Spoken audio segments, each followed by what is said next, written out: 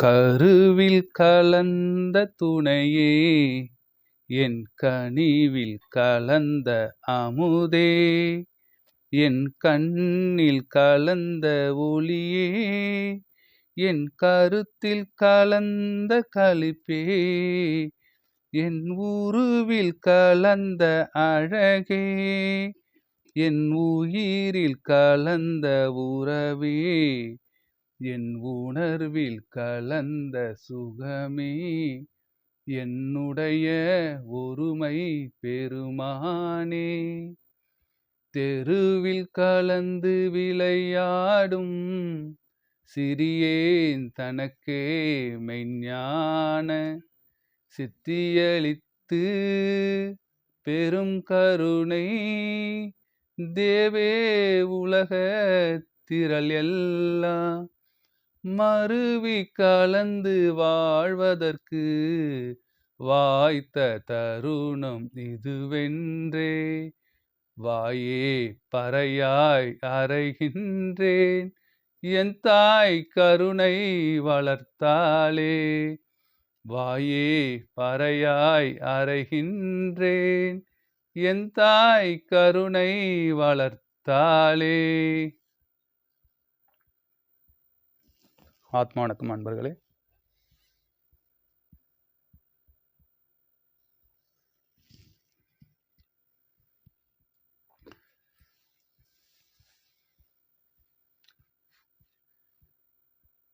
இன்று நாம் கூடியிருப்பது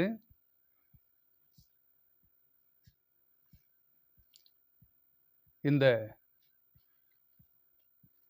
உலகத்தினுடைய ஆன்மீக தாய் பூமி நம்முடைய பாரத தேசமாகும். இந்த பாரத தேசனுடைய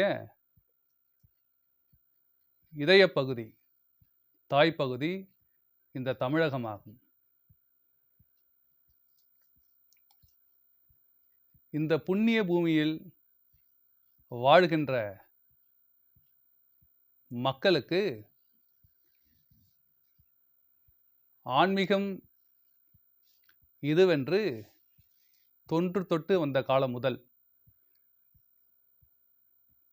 எவ்வித ஐயமும் இல்லாமல் இங்குதான் ஒரு மகாவீரும், ஒரு புத்தரும், நம் ரிஷிகளும், நம்முடைய சித்த பெருமக்களும் பெரும் வாரியாக பிறந்து அந்த உண்மை அறிவாகிய இயற்கை கடவுளை, அந்த சிவத்தன்மையை உணர்ந்து இந்த மக்கள் அனைவர்களுக்கும் போதித்தார்கள். அப்பேற்பட்ட மக்களுக்கு இன்று பெரும் குழப்பமும் சிக்கலும் ஏற்பட்டிருக்கின்றன. ஏனென்றால் இந்த உலக மயமாக்கல் என்கின்ற நிலையில் பல்வேறு விதமான தேசங்களிலிருந்து நம்முடைய பூமிக்கு, தாய் பூமிக்கு இங்கு வருகை தந்து அவர்களுடைய கோட்பாடுகளையும் பண்பாடுகளையும் இந்த மக்களிடம் வியாபாரம் செய்து திணித்து வருவதினால் இங்கு இருக்கின்ற மக்களுக்கு ஒன்றும் புரியாமல், ஏனென்றால் சில காலம் நாம் ஆங்கில அரசாங்கத்திற்கு அடிமையாக இருந்தோம். அடுத்தது அதுக்கு முன்னாடி யாருக்கிட்ட அடிமையாக இருந்தோம்? முகலாயர்கிட்ட அடிமையாக இருந்தோம். அதனால் இங்கு மக்களுக்கு ஒரு குழப்ப நிலை ஏற்பட்டு உண்மையை மக்களுக்கு சொல்லித் தருவதற்கான வாய்ப்பானது குறைந்துவிட்ட காரணத்தினால் இன்று திசை தெரியாமல் பல்வேறு வித மத வியாபாரிகள் வந்து என்னுடைய மதத்தில் நீங்கள் ஏற்றுக்கொண்டால், எம்முடைய மதத்தை நீங்கள் ஏற்றுக்கொண்டால் உங்களுக்கு இறைவன் இதை செய்வான் அதை செய்வான் என்று பொய் உரைத்து இந்த மக்களுக்கு ஆசை வார்த்தைகளை கூறி மக்களை தூண்டில் போட்டு வலை போட்டு ஒரு மீனவன் எவ்வாறு வலைகளில் மீனை பிடிக்கின்றானோ அதுபோல மக்களை திசை திருப்பி பிடித்து அவர்களுடைய சுகபோக வாழ்க்கைக்காக இந்த மக்களை அடிமைப்படுத்தி வைக்கின்றார்கள். இந்த மக்களுக்கெல்லாம் தொன்று தொட்டு இந்த பாரதத்திலும் நம் தமிழகத்திலும், முக்கியமாக தமிழகத்தில் இருக்கின்ற இறை வழிபாடு என்பது சைவம். சைவத்தை தழுவிய சன்மார்க்கமாகும். இந்த சன்மார்க்கமே சிவனுடைய மார்க்கமாகும். இந்த சன்மார்க்கமே இந்த மக்களை நல்வழிப்படுத்துகின்ற மார்க்கமாகும். இன்று மக்கள் எல்லோரும் நாம் காண்பது என்னவென்றால், இந்த வாழ்க்கைக்கு தேவையான பொருட்களை சம்பாதிப்பதற்கு எந்த தெய்வங்களை வணங்கினால் நமக்கு பொருளாதாரத்தில் உயரும் என்கின்ற சிந்தனையில் மத போதகர்கள் இவ்வாறு நம்மளை சொல்லி வைத்திருப்பதனால் நம் தவறான வழிபாட்டில் ஈடுபட்டு வருகின்றோம். இங்கு எல்லோரும் தன்னுடைய சமய மத கோட்பாடுகளில் சிக்கி உண்மையை அறியாமல் இங்கு எல்லோரும் ஏழைகளாகவே இருக்கின்றார்கள். எல்லோரும் நோய்வாய்ப்பட்டு இருக்கின்றார்கள். ஒரு மார்க்கத்தை பின்பற்றுகின்ற அல்லது உபதேசிக்கின்ற குருமார்கள் அவர்கள் முதலில் இந்த உடல் தேகத்தையும் மனதையும் திடப்படுத்தியும் நோய்களிலிருந்து விடுதலை பெற்றும் இருக்க வேண்டும். அவ்வாறு இங்கு யாரும் இருப்பதில்லை. இங்கு போதனை செய்கின்ற குருமார்களும் மதவாதிகளும் மத தலைவர்களும் அவர்கள் அனைவருமே இறந்து போவதை காண்கின்றோம். அப்பேற்பட்டவர்களுடைய போதனைகளை கேட்டு நாமும் தவறாகவே நடந்து, நமக்கு எல்லாருக்கும் நோய் இருக்கா இல்லையா? நமக்கு எல்லாருக்குமே நோய் இருக்கு. நம்மெல்லாம் பணக்காரமாக இருக்கிறோம், ஏழையாக இருக்கிறோமா? ஏன் இத்தனை சாமி எதுக்கு? அந்த மதத்துக்கு ஒரு சாமி, இந்த மதத்துக்கு ஒரு சாமி, இந்த மதத்துக்கு இது என்ன இது? நம்மள ஏழையாக தானே இருக்கும். அப்போ இந்த மக்கள் தெளிய வேண்டும். இந்த மக்கள் தெளிந்து உண்மை அறிவாகிய தன்னுடைய மங்களனாகிய சிவனுடைய அருளை பெற வேண்டும். அவனை அடைவதற்கான மார்க்கத்தில் நடைபோட வேண்டும். எந்த மதமாச்சு நமக்கு ஒழுக்கத்தை சொல்லி கொடுத்துருக்கா? எந்த மதமாச்சு நமக்கு ஒழுக்கத்தை சொல்லி கொடுத்துருக்கா? ஒழுக்கனா என்னது? காவி கட்டுறதும், ருத்ராட்சம் போடுறதும், நெத்தியில் பட்டை அடிக்கிறதும், குடிமி போட்டுக்கிறதும், அல்லது பரதா போட்டுக்கிறதும், அடுத்தது சிலுவை போட்டுக்கிறதும், இது எல்லாம் தான் ஒழுக்கமா? இது இருந்தால் தான் அடையாளமா? இறைவனுக்கான அடையாளமா? ருத்ராட்சம் போட்டுக்கிறதும், சிலுவை போட்டுக்கிறதும், அல்லது குல்லா போட்டுக்கிறதும், இதுதான் ஒரு மதத்தினுடைய அடையாளம். ஆனால் இறைவனுக்கு இது போட்டிருந்தால் தான் இறைவனை சார முடியுமா? எந்த குழந்தையும் எந்த மதத்தர்களாக இருந்தாலும் சரி, பிறக்கும் பொழுது எந்த அடையாளத்தில் பிறந்தது? இதெல்லாம் போட்டுக்கொண்டு அணிந்து கொண்ட பிறந்தது இல்லை இல்லையா? நமக்கான தவறான வழிகாட்டல் இதுக்கெல்லாம் காரணம். அப்பொழுது ஒரு மனிதன் ஆரோக்கியமாக, ஆனந்தமாக, நோயற்று வாழ வேண்டுமென்றால் அவன் பின்பற்ற வேண்டிய ஒரே வழி சைவமும் சன்மார்க்கமும் ஆகும். நம்மளுடைய தமிழகத்தினுடைய ஆதி காலத்திலிருந்து பின்பற்ற வரப்பட்டது எது என்றால் சைவம். இந்த சைவத்தில் முற்றியவர்கள், தேறியவர்கள், அவர்களே சன்மார்க்கத்தை அடைந்தார்கள். சன்மார்க்கம் என்பது மிக பெரும் சமுத்திரம். சைவம் என்பது நம்மளுடைய வற்றாத நதியாகிய கங்காவை போலது, புனிதமானது. அந்த புனிதமான நதியில் பயணம் செய்தால்தான் நாம் அந்த சமுத்திரத்தில் போய் கரைக்க முடியும். சரிங்களா? அப்போ இந்த மக்கள் எல்லோரும் ஒரு காலத்தில் சன்மார்க்கத்தை போற்றித்தான் வாழ்ந்து வந்தார்கள். அப்பேற்பட்ட சன்மார்க்கம் இன்று இந்த என்ஜிஓக்கள் பண்ணுகின்ற மாதிரி இல்லாத மக்களுக்கு உணவு அளிப்பதும், மக்களுக்கு உணவு அளிப்பதும், அவர்களுக்கான நோய்க்கான மருத்துவ முகாம்களை நடத்துவதும், உடைகளை தருவதும், இதுதான் சன்மார்க்கம். ஜீவகாருண்யம் என்கின்ற பெயரில் சன்மார்க்கம் என்று அறியாதவர்கள் இன்று மக்களிடம் பரப்புரை செய்தும் போதித்தும் வருவதனால் ஏற்கனவே நம்ம பல மதங்களில் அகப்பட்டு சிக்கி தவிச்சிட்டு இருக்கோம். அதிலிருந்து கரை சேரலாம், ஒதுங்கலாம், நல்ல மார்க்கத்தை பின்பற்றலான்னு சொல்லிட்டு சன்மார்க்கத்தின் பின்னாடி போனால் அங்கே நடக்கிற அபத்தம் இருக்கே, இதை காட்டிலும் மூட நம்பிக்கை எதுவுமே கிடையாது. அப்பேற்பட்ட மூட நம்பிக்கையில் இன்றைய சன்மார்க்கமானது அகப்பட்டிருக்கின்றன. சரிங்களா? சுத்த சன்மார்க்கத்தை பரப்புவதற்காகத்தான் நம்மளுடைய பெரியவர்கள் எல்லாம் நமக்கு வழிகாட்டி வந்தார்கள்.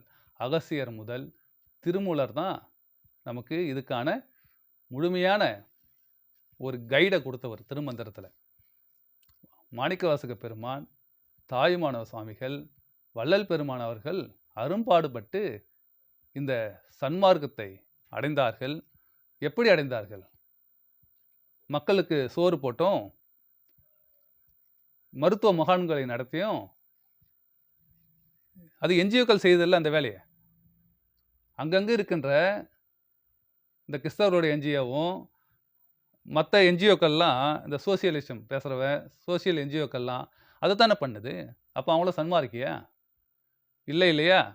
அப்போ சன்மார்க்கத்தின் உண்மை நிலை அதுவல்ல. ஏனென்றால் இன்றைக்கி அரசாங்கமே அனைவருக்கும் இலவசமாக அரிசி தருது, பருப்பு தருது, சிலிண்டர் தருது. இன்னும் வீட்டில் அடுப்பு பற்ற வைக்கத்தான் பண்ணல. சரிங்களா? அதை தவிர்த்து அனைத்துமே இந்த அரசாங்கம் பண்ணுது. அப்போ இந்த அரசாங்கம் சன்மார்க்க அரசாங்கம்னு கேட்டால் சாராயம் விற்கிற அரசாங்கம். சரிங்களா? அப்போ அரசாங்கமே அனைத்தும் தரும் பொழுது இந்த மக்கள் எங்கேயாவது உணவுக்கு வழியின்றி பசியும் பட்டினியுமாக இருக்காங்களா? பணத்துக்கு 100 நாள் வேலையும் கொடுத்துட்றாங்க. புரியுங்களா? அப்போ இந்த மக்களுக்கு சரியான விழிப்புணர்வு, அறியாமை இல்லை, அறிந்து கொள்ளுகின்ற மனப்பக்குவம் இல்லை. இவங்களுக்கான சரியான தெளிவான ஆன்மீகம் சார்ந்த உண்மையான அரசியல் என்பது இந்த மக்களுக்கு புரிவதில்லை. இந்த மக்களை எல்லோரும் ஆட்டு மந்தைகளைப் போலவே பயன்படுத்தி வருகின்றார்கள். எனவே இப்பேற்பட்ட மக்களுக்கு கரை சேருவதற்கான ஒரே மார்க்கம் எது? சன்மார்க்கம் என்றால் எப்பேற்பட்டது? சரிங்களா? அப்போ சன்மார்க்கம் இதுதான் என்று நம் முதலில் புரிந்து கொள்ள வேண்டும். சன்மார்க்கம் இதுதான் சன்மார்க்கம் என்று முதலில் புரிந்து கொள்ள வேண்டும். புரியுதுங்களா? சன்மார்க்கத்தினுடைய பொருள் என்ன? சன்மார்க்கம், சத் மார்க்கம். அப்போ சத் என்பது தன்னுடைய உயிர், தன்னுடைய உடலில் ஜீவன் வாழ்வதற்கு எது ஆதாரமாக இருக்கிறது? தன்னுடைய பிராணன். புரியல? அதுதான் சக்தி, ஜீவ சக்தி. இந்த சக்தியினுடைய மார்க்கம் எது? இந்த சக்தியினுடைய மார்க்கம் எங்கிருந்து வந்ததோ அங்கேயே போய் சேர்ப்பது தான் மார்க்கம். புரியுதுங்களா? அப்போ சத் மார்க்கம் என்பது, சத் என்பது இந்த உயிர் வாழ்வதற்கான சக்தி. எது? நீங்க சாப்பிட்றதுனாலயா? இல்லை. அப்போ இந்த உடல்ல ஜீவ காற்றோட்டம் இருந்தால் மட்டுமே இந்த உடல் காண்பதற்கும், கேட்பதற்கும், நுகர்வதற்கும், பேசுவதற்கும், உணர்வதற்குமான வேலை நடக்கும். புரியுதுங்களா? இந்த உடல்ல காற்றோட்டம் என்பது இல்லை என்றால், ஒரு பிணத்திற்கு உணவு கொடுத்தா சாப்பிடுமா? ஒரு பிணத்திற்கு எதனா சொன்னா கேட்குமா? பார்க்குமா? நுகருமா? உணர்வு தன்மை இருக்குமா? இருக்காது. அப்படி என்றால், இந்த உடலில் இருக்கின்ற சத்து எது என்றால், நம்மளுடைய பிராணனே. இந்த பிராணன் அபானனாக மாறி காணாமல் போகின்ற சமயத்தில் நமக்கு மரணம் நேர்கின்றது, நோய்கள் வருகின்றன. இந்த உடலில் இருக்கின்ற பிணிகளுக்கெல்லாம் காரணம் இந்த பிராணன் குன்றியதனால் நமக்கு நோய்கள் உண்டாகின்றன. அதை தடுக்கின்ற மார்க்கம் சன்மார்க்கம் ஆகும். புரியுங்களா? அப்போ இப்பேற்பட்ட சன்மார்க்கம் என்பது என்னன்னா ஒழுக்கம். இன்னைக்கு இருக்கிற மதங்கள் எல்லாம் நமக்கு ஒழுக்கத்தை போதிக்கவில்லை. புரியுங்களா?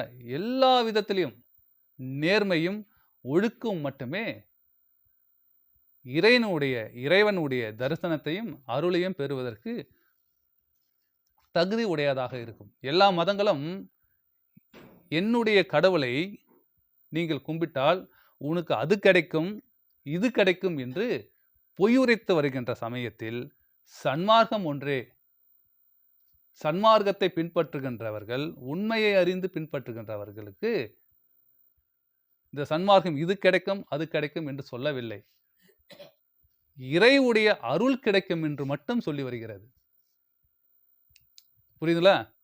சன்மார்க்கம் மட்டுமே இறைவனுடைய அருளை பெறுவதற்கான வழியை மட்டுமே சொல்லி வருகிறது. வேறு எந்த விதமான ஆசைகளை உங்களுக்கு உண்டாக்குவதற்கான வழியை அது சொல்லவில்லை. இறைவனுடைய அருள் உங்களுக்கு இருக்கும் பட்சத்தில், கிடைக்கும் பட்சத்தில் உங்களுக்கு தேவை என்று என்ன இருக்கு இந்த உலகத்துல? பசிக்கு சோறு இருக்கும், உடுத்துக்க உடை இருக்கும், வீடு இருக்கும். சரிங்களா? உடல்ல முதல்ல நோயே இருக்காது. எந்த டாக்டரும் போயிட்டு நம்ம வைத்தியரும் போயிட்டு தேட வேண்டிய வேலை கிடையாது. இதை காட்டிலும் இந்த மனிதருக்கு வேற என்ன வேணும்? என்ன தேவை இருக்கு நமக்கு? அப்போ முழுக்க ஒழுக்க நெறி சார்ந்தது தான் சன்மார்க்கம். ஒழுக்கம் மிக அவசியம். அப்போ ஒழுக்கத்தை எத்தனை விதமான ஒழுக்கம் அவங்க சொல்லி கொடுத்துருக்காங்க பெரியவங்க? இந்திரிய ஒழுக்கம், கரண ஒழுக்கம், ஜீவ ஒழுக்கம், ஆன்மா ஒழுக்கம், ஜீவகாருண்ய ஒழுக்கம். 5 ஒழுக்கங்களை நமக்கு வரையிட்டு நமக்கு கோடிட்டு காண்பித்திருக்கின்றார்கள். இதுதான் ஒழுக்கம் என்று. இந்த ஒழுக்கத்தை பின்பற்றினால் நீ சன்மார்க்க பாதையில் நடக்கின்றவனாக மாறிவிடுவாய். புரியுங்களா? சன்மார்க்கம் யாரோ கொடுப்பதல்ல. நீங்கள் வெள்ளை உடையை உடுத்திக் கொள்வதனாலோ, சத்திய ஞான சபையில் குடியிருப்பதனாலோ, சுற்றுவதனாலோ, திரு அருப்பாவை படிப்பதனாலோ நாம் ஒரு காலத்திலும் சன்மார்க்கியாக ஆகிவிட முடியாது. சரிங்களா? அப்போ ஒழுக்கத்தை பின்பற்ற வேண்டும். அப்போ இந்திரிய ஒழுக்கம், இந்திரியம் எது நமக்கு? இந்திரியம் செவி, காது, கண்ணு, மூக்கு, வாய், மெய் என்பது இந்த உடல். இதுவே பஞ்ச இந்திரியங்கள். அப்போ இந்த பஞ்ச இந்திரியங்கள் ஒழுக்கத்துல இருக்கா நமக்கு? இந்த கண்ணு ஒரு பொருளை பார்க்குது. இந்த கண்ணுடைய வேலை என்ன? பார்ப்பது மட்டுமே. அதற்கு மதிப்பீடை செய்வது இதுக்கு வேலை கிடையாது. அதுக்கு மதிப்பீடு போடுவது இந்த கண்ணுக்கான வேலை கிடையாது. அப்போ இந்த கண் என்ன பண்ணுது? பார்ப்பதை நிறுத்திவிட்டு அதற்கான மதிப்பீடுகளை செய்கின்றன. அந்த மதிப்பீடை செய்ய வைப்பது மனம்தான். சரிங்களா? இதெல்லாம் ஒரு கோர்வை. இது மனம்தான். இப்போ மண்ணினுடைய தர்மம் என்ன? இந்த பூமி மண்ணினுடைய தர்மம் என்ன? மனம், வாசனை. இந்த மண்ணுக்கு இப்போ மழை பெஞ்சா மண்ணில் இருந்து வாசனை வரும், மண் வாசனைன்னு சொல்லுவோம். அப்பேற்பட்ட அந்த தர்மத்தை அந்த மண் இழந்து விட்டால் அது மண் என்று அர்த்தமா? கிடையாது. நீரினுடைய தர்மம் என்ன? நீரினுடைய தர்மம் என்ன? குளிர்ச்சி. புரியுதா? தான் குளிர்ச்சியாக இருப்பதும் தன்னை சார்ந்ததை குளிர்விப்பதும் தான் இந்த நீரினுடைய தர்மம். இந்த தர்மத்தை மீறிவிட்டால் அதை நீர் என்று சொல்ல முடியுமா? முடியாதல்லவா? அப்போ நெருப்பினுடைய தர்மம் என்ன? சுடு உணவு, சுடு உணர்வு. அப்போ அந்த நெருப்பு தன்னுடைய தர்மத்தை மீறிவிட்டால் கை தொட்டா சுடலை, அப்போ அது நெருப்புன்னு சொல்றதா என்னன்னு சொல்லிட்டு ஜுவாலை நம்ம சொல்ல முடியுமா? சொல்ல முடியாது. அப்போ அதோடைய தர்மம் சுடுவது. புரியுதுல? காற்றினுடைய தர்மம் என்ன? தொடு உணர்வு, ஸ்பரிஷம். அப்போ காற்று அடிக்கிறது நம்ம உடல்ல பட்டுறது தெரியல, படவே இல்லை அப்படின்னா அது காற்றுன்னு சொல்ல முடியுமா? சொல்ல முடியாது இல்லையா? அப்போ அதோட தர்மம் என்ன? எல்லா உயிரினங்களையும் பரிசிப்பது, எல்லா உயிர்களையும் பரிசிப்பது, தொடு உணர்வு. புரியல? தொடு உணர்வு காற்றினுடையது. ஆகாயத்தினுடைய தர்மம் என்ன? சப்தம். இந்த ஆகாயத்துல இந்த மின்னல் உள்பட்ட மின்னல் இருந்து, இடியிலிருந்து, நம்மளுடைய மேகங்களுடைய நகரத்துல இருந்து, காற்றினுடைய எல்லாமே சப்தம் தானே. இந்த வெளியில உண்டாகிறது எல்லாமே சப்தம் தானே, சப்தம் தானே. அந்த சப்தம் இல்லை என்றால் இது ஆகாசம் என்று சொல்வதற்கு அர்த்தமா? தன்னுடைய பஞ்ச பூதங்கள் நித்தம் தன்னுடைய தர்மத்தில் தவறாமல் இருக்கின்ற பொழுது இந்த பஞ்ச தத்துவங்களையும் உள்ளடக்கி இருக்கின்ற இந்த மனிதர்கள் மட்டும் ஏன் தர்மத்தை மறந்தார்கள்? ஏன் தர்மத்தை மறந்தார்கள்? அப்போ இந்த மனிதனுடைய தர்மம் என்ன? தன்னுடைய சுதந்திரம். ஆன்மாவுடைய தர்மம் என்ன? சுதந்திரம் பெறுவது மட்டுமே தர்மம். எப்படி சுதந்திரம் பெறுவது என்பதை போதிப்பது சன்மார்க்கம் மட்டுமே. மற்ற அனைத்து மதங்களும் சமயங்களும் அடிமைத்தனத்தை மட்டுமே. நீ இந்த மதத்துக்கு வந்து விட்டால் நீ இதை பெற்றுவிடலாம் என்று ஆசை வார்த்தைகளை சொல்லி நம்மை அடிமைப்படுத்த மட்டுமே செய்கின்றன.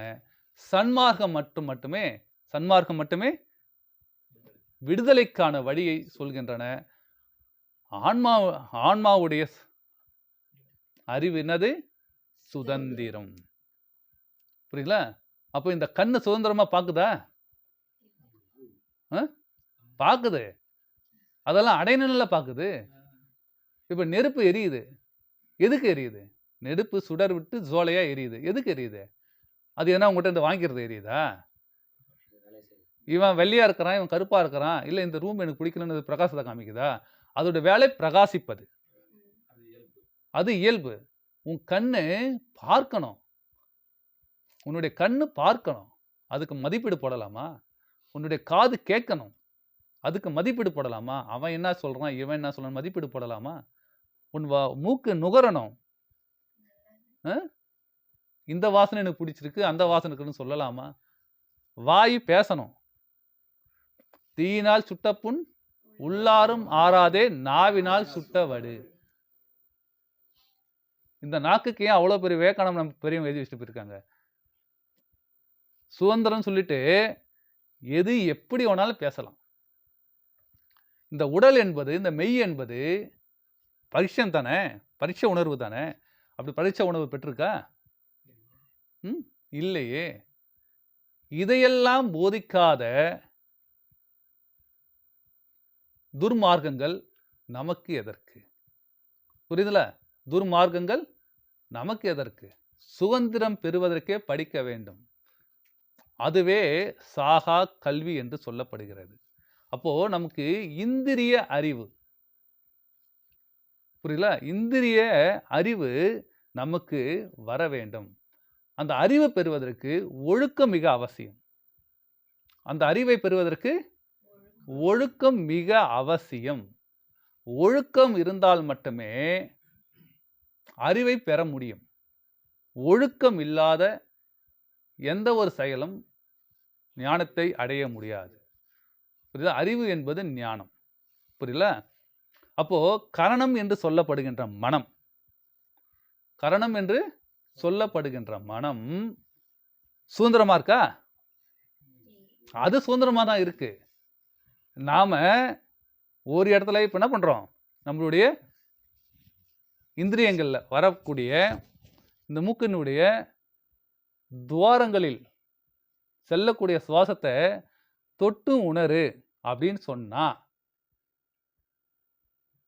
இந்த மனம் கேக்குதா? கேட்க மாட்டேங்குதுல்ல. எங்கேயோ அலைப்பாய விட்டுடுது, கூட்டிட்டு போயிடுது இல்லையா? அப்போ இந்த மனம் எப்போ வரணும்? ஒடுக்கத்திற்கு வர வேண்டும். மனம் ஒடுக்கத்திற்கு வர வேண்டும். அப்போ ஒழுக்கம் மிக அவசியம். அந்த ஒழுக்கத்தில் தான் ஒடுக்கம் கிடைக்கும்.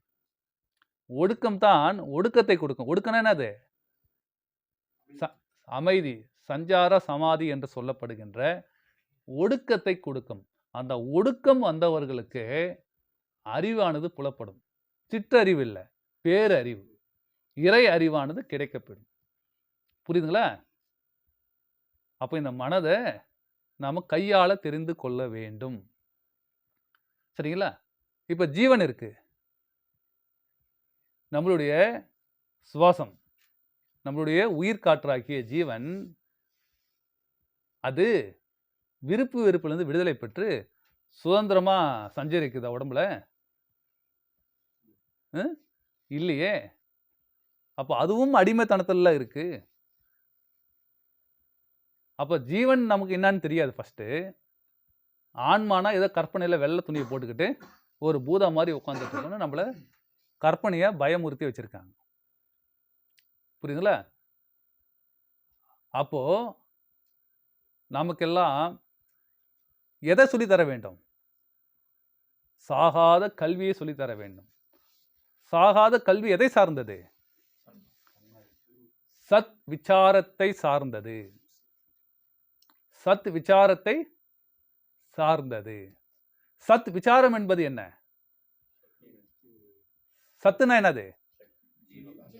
தன்னுடைய ஜீவன், உயிர். விசாரம்னா என்னது? விகாரம்னா வேற, விசாரம்னா என்னது? ஆராய்தல். நம் புலன்களுடைய தன்மை என்ன? அது ஏன் இவ்வாறு செயல்படுகின்றன? அதுக்கு செயல் கொடுக்கின்றவர் யார்? மனம். மனம் ஏன் இவ்வாறு அலைகின்றது? இதில் ஏன் ஓயாமல் எண்ணங்களானது உற்பத்தி ஆகி கொண்டே இருக்கிறது? அதற்கான காரணம் யார்? இந்த மனம் எங்கிருந்து உற்பத்தியானது? அந்த உற்பத்திக்கு தந்தை யார்? ஜீவன், உயிர். அந்த உயிர் ஏன் ஓயாமல் அலைகின்றது, அசைகின்றது? அந்த உயிரினுடைய தன்மை என்ன? ஓம்காரம் தானே, சப்தம் தானே. ஜீவன் என்பதே சப்தம் தானே. அந்த சப்தம் நமக்கு காதல் கேட்கவில்லையே. அப்போ தன்னுடைய ஒழுக்கத்தை அந்த ஜீவன் மறந்து இருக்கிறது அல்லவா? அந்த ஒழுக்கத்தை வர வைத்துக் கொண்டால் தன்னுடைய விழிப்பினால் அந்த ஜீவன் பேசும், சப்தமாக பேசும், மனமானது ஒடுங்கிவிடும். இப்பேற்பட்ட அறிவுகளை தருவது எதுவென்றால் சத் விசாரம் மட்டுமே. புரியுங்களா? அப்ப சத்து விசாரம் எங்க இருக்கு? எப்படி கத்துக்கிறதுன்னு கேட்டா, அதுக்கு நம்மளுடைய இந்த சன்மார்க்கத்துக்கு என்று ஒரு ஞான சபையை அமைத்து, சன்மார்க்கத்து என்று தனி கொடியை வடிவமைத்து, சன்மார்க்கத்துக்கு என்று 6ஆம் திருமுறையை படைத்து அருளிய நம்மளுடைய ராமலிங்க சுவாமி வள்ளல் பெருமான் அவர்கள் இந்த சத் விசாரம் என்பது இதற்கு விளக்கத்தை தந்திருக்கின்றார். என்ன விளக்கம்னா, சத் விசாரம் என்பது நீங்கள் அனைவரும் திருமந்திரத்தை அவசியம் படிக்க வேண்டும். நீங்கள் அனைவரும் திருமந்திரத்தை அவசியம் படிக்க வேண்டும். அதில் அட்டாங்க யோகம் என்று சொல்லப்படுகின்ற விஷயம்தான் சத் விசாரம் ஆகும். அப்ப திருமந்திரத்தை ஏற்று, அதாவது திருமந்திரத்தை ஊன்றி கவனிக்க வேண்டும் சொல்றார். புரியல? திருமன்ற மந்திரத்தை ஊன்றி கவனித்தால் சத் விசாரம் என்பது உங்களுக்கு நன்கு தெரியும். அதில் சொல்லப்பட்டு இருக்கின்ற அட்டாங்க யோகமே சத் மார்க்கம் ஆகும்ன்றார். சத் விசாரமாகும். அப்படின்னா இப்போ நம்ம அட்டாங்க யோகத்தை பார்க்குறோம். இந்த அட்டாங்க யோகத்தில் என்னென்ன சொல்றாங்க? 8 அங்கங்கள். அஷ்டம்னா 8, அங்கம்னா பகுதிகள். 8 பகுதி. என்னென்ன 8 பகுதி நமக்கு? இயமம், நியமம், ஆதனம், பிராணாயாமம், பிரத்யாகாரம், தாரணை, தியானம், சமாதி என்கின்ற 8 பகுதிகளாக நமக்கு இந்த யோகத்தில் ஞானம் பெறுவதற்கான வழியை சொல்லி தந்திருக்கின்றார்கள். யோகம்னா என்ன? சேர்க்கை. எதனுடைய சேர்க்கை? தன்னுடைய ஜீவத்தோடு, தன்னுடைய ஜீவனோடு சேர்ந்து வாழ்வது தான் யோகம். புரியுதுல? நீ பெரிய யோகக்காரம்பான்னு சொல்லுவாங்க. யோகம்னா சேர்க்கை. இப்போ பணத்துடன் சேர்ந்தாலும் சரி, புரியுதுல, வெளி உலக இச்சையினால அது எல்லாமே யோகம் தான். அது மாதிரி நீ உன்னை பார்த்து, தன்னை பார்த்து படிக்கின்ற சமயத்தில் எங்க சேர்ந்திருக்க? இப்போ நீங்கெல்லாம் இந்த 12 நாள் பயிற்சியில எங்க சேர்ந்திருக்கீங்க? ஜீவன் தன்னு கூட தானே, தன்னுடைய ஜீவனோட சேர்ந்திருக்கீங்க. இதுக்கு பேர் தான் யோகம்னு பேர். புரியுதுல? அந்த யோகத்தில் ஞானம் பெற வேண்டும். அந்த யோகத்துல ஞானம் பெற வேண்டும். நமக்கு சரியை, கிரியை, யோகம், ஞானம் என்று 4 நிலைகள் இருக்கு. புரியுதுல? அரும்பு, மலர், காய், கனி. இது இல்லாட்டி அது வந்துருமா? மலர் இல்லாட்டி நமக்கு பிஞ்சுகள் இருக்குமா? பிஞ்சுகள் இல்லாட்டி காய் வராதுல்ல. காய் இல்லாட்டி புரியல? அரும்பு, அதாவது அரும்பு, மலர். அப்போ அரும்பு இல்லாட்டி நமக்கு மலர் இல்லை, மலர் இல்லாட்டி நமக்கு கனி இல்லை, காய் இல்லை, காய் இல்லாட்டி நமக்கு கனி இல்லை. அது மாதிரி சரியை இல்லாட்டி கிரியை இல்லை, கிரியை இல்லாட்டி யோகம் இல்லை, யோகம் இல்லாட்டி ஞானம் இல்லை. இது ஒவ்வொன்றுத்திலும் 4 நிலைகள் இருக்குது. சரியில் சரியை, சரியில் கிரியை, சரியில் யோகம், சரியில் ஞானம். அடுத்து கிரியில் சரியை, கிரியில் கிரியை, கிரியில் யோகம், கிரியில் ஞானம். இது எல்லாமே வெளிப்புறமாக இந்த சைவம் நமக்கு சொல்லி வரப்பட்ட சிவ வழிபாட்டினுடைய தன்மைகளாகும். கோவிலுக்கு செல்வது, நம்ம ருத்ராட்சம் அணிந்து கொள்வது, காவி அணிந்து கொள்வது, சந்நியாசம் ஏற்றுக்கொள்வது, விபூதியை தரித்து கொள்வது, இதெல்லாம் ஒழுக்கம். இந்த ஒழுக்கத்தை எல்லாம் எது சரியாக சொல்லி தருவது என்றால் சைவம் மட்டுமே சொல்லி தருவது. இதெல்லாம் சரியை கிரியைகளுடைய விஷயம். சரிங்களா? அடுத்து யோகத்துக்கு வருவோம். யோகம் என்ன சொல்லுதுன்னா, யோகத்தில் சரியை, யோகத்தில் கிரியை, யோகத்தில் யோகம், யோகத்தில் ஞானம். அப்போ நீ எப்போ உன்னுடைய ஜீவன் கூட சேருறையோ ஜீவன் விழிப்பு நிலைக்கு ஆயிடும். ஒவ்வொன்றுத்துக்கும் எத்தனை நிலைகள் இருக்கு? புரியல? நம்ம அவத்தைகள் என்று சொல்லப்படுகின்ற சுசுப்தி, சொப்பனா, ஜாகிரத். சுசுப்தினா என்னது? தூக்கம். சொப்பனானா கனவு நிலை, ஜாகிரத்னா விழிப்பு நிலை. அப்போ இங்க எல்லாத்துக்கும் கனவு நிலையும் தூக்க நிலையும் விழிப்பு நிலையும் இருக்கிறது. அகங்காரத்துக்கும் இருக்கு, மனதுக்கும் இருக்கு, உயிருக்கும் இருக்கு, ஆன்மாக்கும் இருக்கு. சரிங்களா? இப்படி தொடர்ந்து நம் பயணிக்க வேண்டும் என்றால் அட்டாங்க யோகத்தை நம் தவறாமல் பின்பற்ற வேண்டும். அப்போ இந்த மனிதனை எது ஒழுங்கீனமா வச்சிருக்குது? இயமம். இயமம்னா என்னது? நம்ம இங்க கெட்ட வழக்கங்களிலிருந்து விடுதலை பெற வேண்டும். கெட்ட வழக்கங்கள்லாம் எதுக்கு நமக்கு? பஞ்சசீலங்கன்னு எதை சொல்றோம் நம்ம? போதை வஸ்துக்களை உபயோகப்படுறது. போதை வஸ்துக்கள் என்னது? சாராயம், கல்லு, ஒயின் சாப்பா, சிகரெட்டு, பீடி, கஞ்சா, அபின்னு இன்னும் நிறைய பேர் வந்துருச்சு. சரிங்களா? இது எல்லாம் போதை பொருட்கள். சரிங்களா? அடுத்தது தவறான காமம் கொள்ளுதல் கூடாது. புரியுதுல? ஒருவனுக்கு ஒருத்தியே என்கின்ற கோட்பாட்டில் வாழ வேண்டும், நெறியோட வாழ வேண்டும். சரிங்களா? அடுத்தது மாமிசம். ஒரு உயிரை கொல்வது மிக அபத்தம்.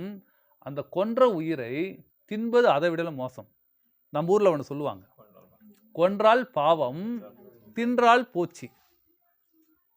கொன்னா பாவம்டா, உன் பாவ கணக்கில் சேரும். அது நீ சாப்பிட்டுட்டுனா அந்த பாவம் நிவர்த்தி ஆகிடும் சொல்லுவாங்க. அது முட்டாள்தனமான பேச்சு. சரிங்களா? கொன்றால் பாவத்தில் மட்டுமே சேரும். அந்த பாவத்தை போர்க்கக்கூடிய வித்தை நம்மிடம் இருக்கிறது. பிரம்ம வித்தையானது, அந்த சத் விசாரமானது நம்மிடம் இருக்கிறது. அதை போர்க்கிவிட முடியும். ஆனால் இந்த வித்தையினால் நமக்கு என்ன ஏற்படுகிறது? இந்த உடலினுடைய உஷ்ணம், அருளானது கிடைக்கப்படுறதுல, அந்த அருள் அந்த மாமிசம் சாப்பிட்டா போயிடும். புரியல? அருள் என்பது உன்னை சாராது, வெளியேறிவிடும். அந்த உஷ்ணம் வெளியே போயிடும். நீ மாமிசம் சாப்பிட்ட உடனே உடல்ல உண்டாகிற உஷ்ணம் வெளியில போயிடும். சுத்த உஷ்ணம் நான் பேசுவது வெளியில ஏறிடும். அப்படி வெளியில ஏறிச்சுன்னா ஒரு பிரயோஜனம் கிடையாது. கொன்றா வெறி பாவத்தில் தான் சேருது. ஆனால் உஷ்ணம் இருக்கும், உனக்குள்ளார அருள் இருக்கும். ஆனால் அது சாப்பிட்டுனா அருள் என்பது பெறுவதற்கு தகுதியே உடையவன் இல்லை. அப்போ யோகம் செய்தாலும் எந்த பிரயோஜனமும் கிடையாது. புரியல? அதுதான் சொன்னது, கொன்றால் பாவம், தின்றால் மொத்தமாக போயிடும், உனக்கு மரணம் நிச்சயம். புரியல? அடுத்தது பொய் பேசக்கூடாது. பொய் பேசக்கூடாது. அடுத்தது கள்ளத்தனம் இருக்கக்கூடாது. மற்றவர்களுடைய பொருள்கள் மீது அனுபவிக்க வேண்டும் என்கின்ற இச்சை இருக்கக்கூடாது. சரிங்களா? இதுதான் நியமத்தினுடைய வேலை. நியமம்னா என்னது? நீங்கள் நியமித்து கொள்ளக்கூடியது. நீங்கள் எதை நியமித்து கொள்ள முடியும்? பொறுமையாக இருக்கணும், சகிப்புத்தன்மையோடு இருக்கணும், எல்லோரும் ஒன்று என்று நினைக்க வேண்டும், அன்பாக இருக்க வேண்டும், பொறுமையை கடைபிடிக்க வேண்டும். இல்லை, நமக்கு அந்த ஜீவகாரணம் என்று சொல்லப்படுகிற தயவு வேணும், கருணை வேணும். இது நீங்கள் வர வைத்து கொள்ள வேண்டியது, நீங்களாக வர வைத்து கொள்ளணும். புரியல? பாவனையினால் நீங்கள் வர வைத்துக் கொள்ள வேண்டும். நான் பொறுமையானவன், நான் சகிப்புத்தன்மை உடையவன், நான் எல்லா உயிர்கள் மீது அன்பு உடையவன், நேசம் உடையவன். புரியுதா? கருணை, நான் எல்லோருக்கும் கொடுத்து பழக்கப்பட்டவன் அப்படின்ற கருணையை நம்ம வர வைத்து கொள்ள வேண்டும். சரிங்களா? அடுத்தது ஆதனத்துக்கு வரணும். ஆதனம்னா என்னது? ஆதனம்னா என்னது?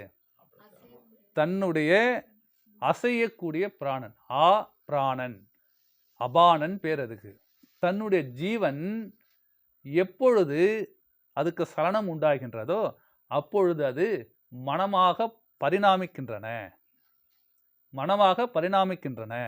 அந்த மனம் அகங்காரமாகி வெளியே சிருஷ்டிக்கிறது. அதற்குத்தான் நம்முடைய புலன்களானது வெளியே ஒரு பொருளை பார்த்தாலோ கேட்டாலோ அதற்கான மதிப்பீடுகளை போட்டு, இது எனக்கு வேண்டும், இது எனக்கு வேண்டாம், இதை நான் பார்க்கக்கூடாது, இது எனக்கு அந்நியன், இவன் எனக்கு விரோதி, இவன் எனக்கு மிக வேண்டியப்பட்டவன், இவனால் எனக்கு பல சகாயங்கள் கிடைக்கின்றன, எனவே இவன் நல்லா இருக்கணும், நான் பிழைக்கணும், இவன் எனக்கு எதுவுமே தரமாட்டுக்கிறான், அப்போ அவன் சீக்கிரம் அழிஞ்சு போயிடணும் அப்படின்ற குணங்களை எப்பொழுது உற்பத்தி ஆகின்றது என்றால், உன்னுடைய ஜீவன் விரயமாகும் பொழுது, மனமாகி மனம் அகங்காரமாக மாறும் பொழுது இது நடக்கிறது. அதை எவ்வாறு தெரிந்து கொள்ள வேண்டும்? தனம், ஆதனம்னா என்னது? ஆனா அழியக்கூடிய தனம். அந்த அழியக்கூடிய தனத்தை நம்ம எப்பாவது பார்த்துருக்குமா? பார்த்ததில்லை. இப்போ நீங்கள் 12 நாளாக உட்காந்து என்ன பண்ணிட்டு இருக்கீங்க? அப்போ தன்னுடைய மூக்கினுடைய துவாரங்களில் தன்னுடைய ஜீவனானது விரயமாகி ஆவியா வெளியில போறது எப்போ பார்க்குறோம்? இப்பொழுதுதான் முதல் முறையாக பார்க்கின்றோம். ஆமா, எல்லாம் சொல்லியிருக்காங்க, மூக்கில் காத்து உள்ள போயிட்டு வரல, எல்லாருக்குமே தெரியும். சின்ன குழந்தை கூட சொல்லும், எல்கேஜி யூகேஜி போடுற பசங்க கூட மூக்கில் தான் காத்து போகுதுன்னு எல்லாரும் சொல்லுவாங்க. ஆனால் அதை உணர்ந்தவர்கள் உண்டா? தூங்கும் பொழுது அண்ணாக்குக்கு பின்புறமாக 2 துவாரங்கள் இருக்கு. அங்க காற்று போகுது. அதான் குறட்டை வருதுன்னு எல்லாருக்குமே தெரியும். ஆனா அதை உணர்ந்தவர்கள் உண்டா? இல்லையே. இத உணரும் பொழுது இப்ப என்ன தெரியுது உங்களுக்கு? இப்ப நீங்க எல்லாரும் உணர்ந்தீங்க. என்ன தெரியுது உங்களுக்கு? இந்த சுவாசத்த தொட்டு உணருது. யாருடைய சுவாசம்? என்னுடைய சுவாசம். எனக்கு சொந்தமானது. என்னுடைய நாயகன் அவன். என்னுடைய நாயகி அவள். என்னுடைய சக்தி எது? என்னுடைய சுவாசம் தான். இதை தொட்டு உணர்வதற்கு இவ்வளவு பெரிய பயிற்சி தேவையா? தேவை. சரி, இது எவ்வளவு கடுமையா இருக்கு. ஒரு நாளைக்கு 10 மணி நேரம் உட்காரணும். இதை தொடர்றதுக்கு அப்பயும் முடிஞ்சதா நம்மளால? முடியவில்லை. என்னுடைய ஜீவனை நான் உணர்வதற்கு ஒரு நாளைக்கு 10 மணி நேர வீதம் தொடர்ந்து தவத்தில் இருக்கிறோம். இதை தொடுவதற்கு இன்னைக்கு 7வது நாள் 8வது நாள் வந்துடுது. 7வது நாள் முயற்சி பண்றோம் பண்ணிட்டு தான் இருக்கும். ஏன் விடல? நம்முடைய மனம் அவ்வளவு சஞ்சலத்தில் இருக்கின்றன. புரியல? ஆதனத்துடைய வேலை என்னன்னா, உன்னுடைய தனத்தை நீ தொட்டு உணர்ந்து பார்.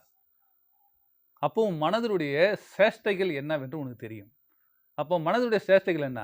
நீ உன்னுடைய சுவாசத்தை கவனிக்க அது விடுதா? விடலையே. ஏன் விடல? பல்வேறு விதமான சிந்தனைகள் தன்னை அலைக்கழித்து கொண்டே இருக்கிறது. அந்த சிந்தனைகள் எல்லாம் இப்போ இந்த பிறப்புல நடந்ததா? பல ஜென்மங்களாக நான் சேர்த்து வச்சது இப்பொழுது என்னை ஆட்டி படைக்கின்றது. அதனால் எனக்கு இன்பமா? வெறும் துன்பமே. வெறும் துன்பமே. சரியா? அப்போ ஆதனத்தை பழக வேண்டும். அப்போ இந்த சுவாசத்தை நீங்க நினைவால அடை போட்டு தொட்டு உணர கத்துக்கிட்டீங்க. உணர்ந்தவொடனே உங்களோட சுவாசம் வெளியில போதா? போல. அப்ப வெளியில போன மரணம். புரியல? இதுவரை மரணிக்கின்ற இந்த உடலை தூக்கி கொண்டு சுமந்து வந்தோம். ஜீவனானது சுமந்து வந்தது. எப்பொழுது மனதால் நம் சுவாசத்தை வெளிவிடாமல் மூக்க பிடிச்சிக்கிறது கிடையாது. எல்லாரும் என்ன பண்ணுவாங்க? இதை பிடிச்சின்னு பண்றதுல பிராணாயாமம் போய் சொல்லிட்டு இருப்பாங்க. சரிங்களா? நினைவால் அணை போட வேண்டும். அணை போடும் பொழுது நம்மளுடைய சுவாசமானது வெளியே விரயமாகாமல் உள்முகமாக அடங்குகின்றது. அடங்குகின்ற சமயத்தில் நமக்கு மரணம் என்பது இருக்குமா? இருக்காது. அந்த சனப்பொழுது நமக்கு மரணம் என்பது தள்ளி போடப்படுகின்றன. இதுவே சாகாத கல்வி. புரியுங்களா? அப்போ இந்த மனம் உள் அடங்கும் பொழுது இந்த உடலில் ஏற்படுகின்ற உணர்ச்சிகள் எல்லாம் இப்பொழுது நமக்கு வெளிப்படுகின்றன. வெளிப்படுதா இல்லைங்களா? இந்த உணர்ச்சிகள் எல்லாம் வெளிப்படுகின்றன. இந்த உணர்ச்சிகளை நாம் இப்பொழுது உணர்வால், உணர்வுனா என்ன சொல்லியிருக்கேன்? ஆழ்மனம், ஜீவன். ஜீவன் தான் உணர்வு. மனம் என்பது உணர்ச்சி. அந்த உணர்ச்சிகளை உணர்வால் உணரும் பொழுது மனமானது இன்னும் அடங்கும். அடங்கி மார்க்கம் தென்படும். இதுதான் சன்மார்க்கத்தினுடைய வழி. மார்க்கம் தென்படும். நான் என்னுடைய சுழுமுனையிலிருந்து அண்ணாக்குக்கு பின்புறமாக சுவாசமானது கீழ்முகமாக இறங்குகிறது. அந்த இறங்குகின்ற சுவாசம் மீண்டும் மேல்புறமாக போவதற்கு அங்கு எனக்கு தடை ஏற்படுகிறது. எதனால் தடை? கோழை. நம்மளுடைய கோழையினால் சளி என்று சொல்லப்படும். கோழை, சளி, கோழை அதெல்லாம் நிறைய இருக்கு. புரியுங்களா? மலம்ன்றது நிறைய இருக்கு. அப்போ மும்மலங்கள் என்று சொல்லப்படுகின்ற கபத்தினால் நமக்கு அங்க தடை ஏற்படுகிறது. அந்த சுவாசம் வந்த இடத்துக்கு போய் சேர முடியவில்லை. அப்பொழுது நமக்கு என்ன பிறகுது? இந்திரியங்கள் பிறக்கின்றன. இந்திரியம்ன்றது காது கேட்கக்கூடியதும் வெளிப்புறமாக கேட்கக்கூடியதும், கண்ணு வெளிப்புறமாக பார்க்கக்கூடியதும், மூக்கு வெளிப்புறமாக சுவாசிக்கக்கூடியதும், வாய் வெளிப்புறமாக பேசக்கூடியதும், இந்த உடம்பு வெளிப்புறமாக உணர்ச்சிகளை உற்பத்தி செய்யக்கூடியதுமாக இருக்கிறது. ஆனால் நான் என்னுடைய தாயினுடைய கர்ப்பத்தில் அந்த நீர் நிரம்பிய அந்த கருவறையில் நான் தவத்தில் இருக்கும் பொழுது எனக்கு இந்த புலன்கள் எல்லாம் செயல்பட்டதா? இல்லையே, இல்லையே. ஏனென்றால் என்னுடைய ஜீவனுடைய போக்குவரத்து இந்த மூக்கினுடைய வழி இல்லையே. சரிங்களா? அது உள்ளல்ல நடந்தது. அப்பொழுது எப்பொழுது அது மாற்றி அமைந்தது என்றால், எப்பொழுது நம் தாயினுடைய வயிற்றிலிருந்து வெளியே வந்தோமோ, அந்த பனிக்குடத்திலிருந்து வெளியே எடுக்கப்பட்டு நம்மளுடைய தொப்புள் கொடி அறுத்து எடுக்கப்பட்டதோ, அப்பொழுதிலிருந்து தான் நமக்கு சுவாசமானது, ஜீவனானது உற்பத்தியானது. அது வரைக்கும் அது ஆத்மா தான். சரிங்களா? அப்போ குழந்தை எப்போ அழுவான்? தாய் வயிற்றிலிருந்து வந்து அழுத பார்த்துருக்கீங்களா? அழுகாது. தொப்புல கட் பண்ண சொல்ல மட்டும்தான் அழுகும். அதோட விளக்கம்லாம் காக்கபுசன பெருநூல் காவியத்தை படிச்சிருப்பேன். நம்ம யூடியூப் சேனல்ல இருக்கும் பாருங்க. சரிங்களா? அப்போ இந்த தொப்புல எப்போ நம்ம கட் பண்றோமோ, அப்பொழுது மட்டுமே புலன் வேலை செய்ய ஆரம்பிச்சது. அது வரைக்கும் கிடையாது. புரியுதுல? தவத்துல இருந்தது தன்னுடைய சுவாசத்தை உள்முகமாகவே சுழற்றி கொண்டிருந்தது. அதை மறந்த காரணத்தினால் நாம் எல்லோரும் இங்கு துன்பத்திலேயே அனுபவித்துக் கொண்டிருக்கும்.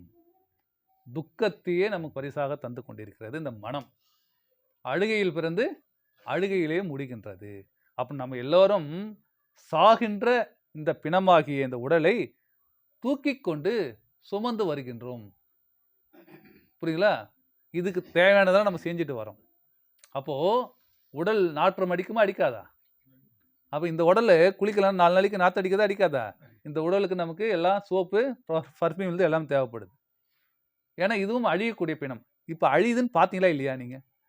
உணர்ச்சிகளாக இந்த உடலானது தோன்றி மறைதல் என்கின்ற கட்டுக்குள் அகப்பட்டு செத்துட்டு வருதா இல்லைங்களா? எல்லாரும் பார்த்தீங்கல்ல? இந்த பிணத்தை தான் நாம் என்ன பண்ணணும்? இந்த உடலை இழுக்கென்று நினைத்தேன். இந்த உடலுக்குள் உத்தமன் குடிக்கொன்றான் என்று உடல் குடிக்கொன்றான் என்று உயிர் வளர்க்கும் உபாயம் அறிந்தேன். உடல் வளர்த்தேன் உயிர் வளர்த்தேனே என்று திருமந்திரம் சொல்லப்படுகிறது. சரிங்களா? அப்போ இந்த உடல் இழுக்குதான், அழியக்கூடியது தான். ஆனா இந்த அழியக்கூடிய உடலை தான் உத்தமனாகிய அந்த அருட்பெரும் ஜோதி ஆண்டவர் சிவன் அவர்கள், சிவபெருமான் அவர்கள் குடிக்கொண்டிருக்கின்றார். அப்பேற்பட்ட உத்தமனை நாம் காண வேண்டும் என்றால் இந்த உடலை, அழியக்கூடிய உடலை அழியாத உடலாக உடல் வளர்க்கும் உபாயம் அறிந்து, இப்ப நீங்க என்ன பண்றீங்க? என்ன கத்துன்னு இருக்கீங்க?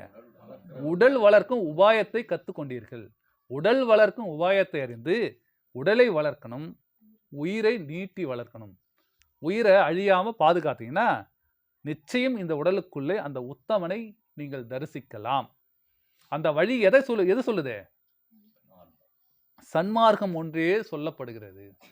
புரியுதா? அப்போ உங்களுடைய சுவாசமானது அந்த அறுத்தறுத்த வாசல் தொப்புள் சொல்றேன் இல்லையா, அந்த தொப்புள் இருக்கக்கூடிய மலங்களை எல்லாம் நிவர்த்தி செய்து கொண்டு உங்களுடைய முதுகு தண்டின் வழியாக, அதான் ஊர்துவ கதின்னு சொல்றது, முதுகு தண்டின் வழியாக சுவாசமானது உன்னுடைய தலையில் ஏறுகின்ற சமயம் அதுவே மார்க்கம். இந்த மார்க்கத்தை சொல்லி தருவது எது என்றால், அப்போ இந்த மார்க்கம்னா வழி. இந்த வழியில் எது ஏறுது? சத்து. சத்துனா என்னது? ஜீவசக்தியாகிய வாயு. அந்த வாயுவானது முதுகுத்தண்டின் வழியாக மேல் ஏறுவதே சன்மார்க்கம். புரியல? சன்மார்க்கம்னா வெள்ளை உடை உடுத்துக்கிறது கிடையாது, சோறு போடுறது கிடையாது. புரியுதுல? அப்ப ஏறுகின்ற சமயத்தில் நமக்கு என்ன பிறக்குது? முதல்ல இந்த இந்திரியம் என்று சொல்லப்படுகின்ற இந்த புலன்கள் ஒடுக்கம் நடைபெறும். ஆங்காரம் உள்ளடக்கி ஐம்புலன்களையும் சுட்டறுத்து தூங்காமல் தூங்கி சுகம் பெறுவது எக்காலம். புரியல? அப்போ நமக்கு இந்த புலன்களுடைய ஒடுக்கம் தென்பட்டு இந்த புலன்கள் எல்லாம், காது வெளியிலே கேட்டுருக்குது இல்லையா, முதல் முறையாக தன் உள்ளில் சுவாசத்தினுடைய அசைவினுடைய சப்தத்தை கேட்க ஆரம்பிக்கும். புரியல? கண்ணு வெளியே பார்த்துருக்க கண்ணு முதல் முறையாக தன்னையே பார்க்கின்ற, இந்த மெய்யையே பார்க்கின்ற அறிவை பெறும். வெளியே பேசிக்கொண்டிருக்கின்ற இந்த வாய் வெளியே என்ன பேசும்? எனக்கு இது தெரியும், அது தெரியும், நான் இவ்வளோ படிச்சிருக்கேன், அவ்வளோ படிச்சிருக்கேன், நான் நான் நான் நான் என்று பேசக்கூடிய வாய் நான் பெரியவன் அல்ல, என்னை காட்டிலும் இறைவன் கோடி மடங்கு பெரியவனாக இருக்கின்றான். என்னால் இங்கு எதையும் நிகழ்த்திவிட முடியாது, செய்து முடிக்க முடியாது. இறைவனுடைய அருள் இருந்தால் மட்டுமே செய்து முடிக்க முடியும். எனவே இறைவனுடைய புகழ்ச்சியை பாட ஆரம்பிக்கும் இந்த வாய். புரியுங்களா? அப்போ இந்த வெளியே நுகர்ச்சிகளை நுகர்ந்து கொண்டிருக்கின்ற அந்த மனம் அதை விட்டு தன்னுடைய உடலில் ஏற்படுகின்ற பல்வேறு விதமான ரசாயன மாற்றங்களுடைய வாசனைகளை முதல் முறையாக அனுபவிக்க அது தொடங்கும். வெளியே உண்டு கொண்டிருந்த மனம் தன்னுடைய அமிர்தத்தை இறக்கி, தன்னுடைய அமிர்தம் மேல இருக்கு, அதை இறக்கி உண்டு வாழக்கூடிய நிலையை அது பெறும். இந்த உடல் சுகத்திற்காக நம்ம வெளியே தேடிக்கின்றதுல இந்த உடல் சுகத்துக்கு என்ன வேணும்? எனக்கு கட்டில் வேணும், பெட்டு வேணும், வீடு வேணும், ஃபேனு வேணும், ஏசி வேணும், நான் போகிறதுக்கு சைக்கிள் வேணும், பைக்கு வேணும், காரு வேணும், ஏரோப்ளைன் வேணும், சுற்றி நின்றதில்ல. இது எல்லாம் விட்டு உணர்வு நிலையில், உணர்ச்சி நிலையிலிருந்து உணர்வு நிலையிலேயே இருக்கும். புரியல? அப்ப பெறுகின்ற அனுபவமே அறிவு. அப்ப பெறுகின்ற அனுபவமே அறிவாக இருக்கும். புரியுங்களா? அப்ப மனிதனுடைய செயல் கரணம் என்பது என்ன?